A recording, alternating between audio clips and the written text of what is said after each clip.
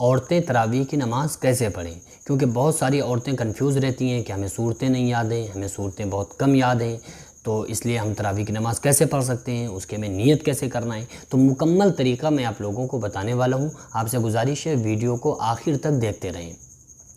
کہ عورتیں بعض تو یہ سمجھتی ہیں کہ عورتوں پر تراویح نہیں ہے۔ پیارے آقا صلی اللہ علیہ وسلم نے فرمایا چاند دیکھ کر شروع، چاند دیکھ کر ختم، ہر مسلمان مرد اور عورت پر تراویح پڑھنا سنت موقدہ ہے۔ تو اس لیے تراویح کو تو عورتوں پر جتنی مردوں پر ہے اتنی ہی عورتوں پر بھی ہے۔ لیکن عورتیں تراویح کی نماز کیسے پڑھیں، وہ عورتیں کیسے پڑھیں جن کو زیادہ صورتیں نہیں یاد ہیں۔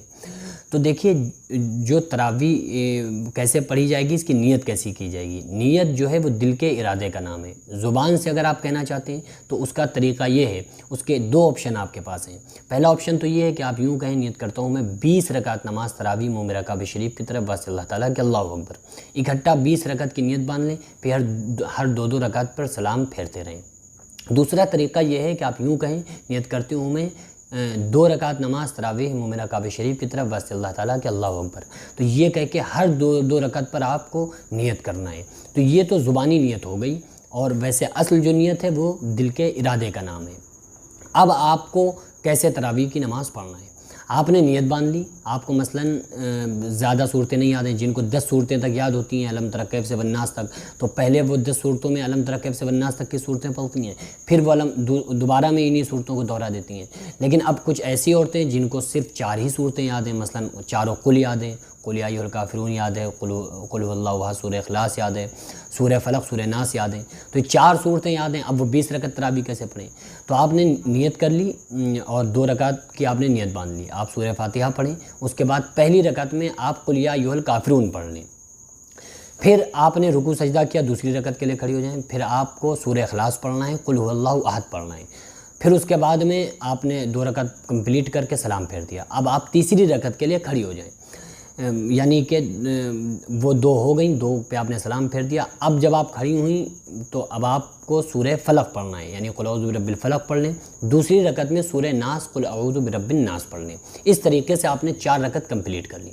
4 رکعت کے بعد بیٹھنا ہے تھوڑی دیر کے لیے، اور ایک دعا پڑھنا ہے۔ وہ دعا کیا ہے؟ بسم اللہ الرحمن الرحیم، سبحان ذی الملک والملکوت، سبحان ذی العزت والعظمت والہیبت والقدرت والکبریاء والجبروت، سبحان الملک الحی الذی لا ینام ولا یموت، سبوح قدوس ربنا ورب الملائکۃ والروح، اللہم اجرنا من النار یا مجیرو یا مجیرو یا مجیرو۔ اس دعا کو پڑھنا ہے۔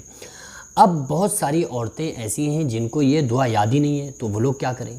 تو وہ تھوڑی سی دیر بیٹھیں، کیونکہ تھوڑی دیر 4 رکعت کے بعد بیٹھنا اور رکنا، ٹھہرنا، وقف کرنا یہ سنت ہے۔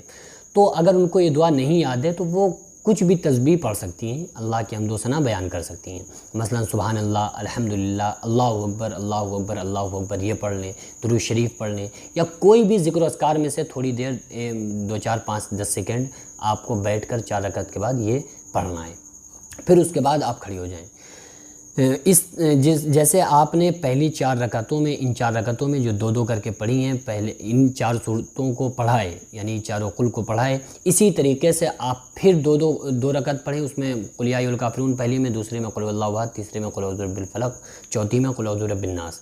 اس طریقے سے آپ نے پڑھ لیا، 8 ہو گئی۔ پھر انہی کو آپ دہرا دیں، انہی صورتوں کو آپ کو ہر رکعت میں دہرانا ہے، یعنی زیادہ صورتیں نہیں یاد ہیں، 4 صورتیں یاد ہیں، 2 صورتیں یاد ہیں، تو انہی صورتوں کو ہر رکعت میں آپ کو دہراتے رہنا ہے۔ اس طریقے سے 20 رکعت نماز آپ کو کمپلیٹ کرنا ہے۔